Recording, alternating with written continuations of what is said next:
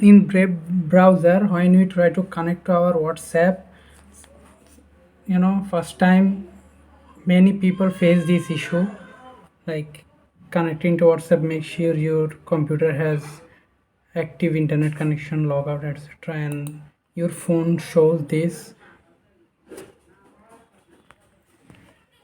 couldn't log in, check your phone's internet connection, and etc. So in this issue you can fix this easily. For this, for you have to do two things. Is first of all, if you have any extension, then you have to turn it off like this. You have to turn off your extensions and then go to the setting, go to the privacy and security. After that, down you will see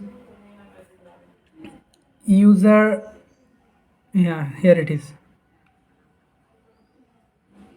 user secure DNS. So you have to just turn it off, that's it. After that you can connect your WhatsApp like this.